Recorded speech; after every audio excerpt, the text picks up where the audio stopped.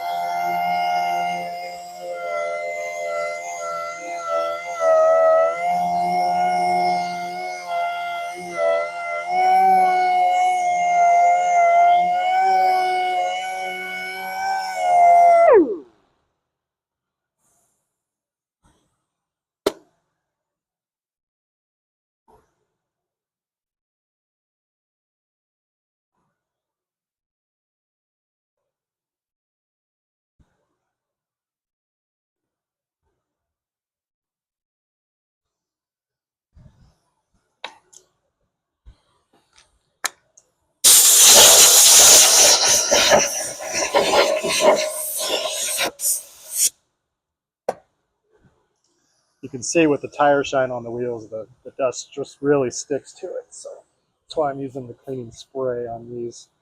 Helps pull that off.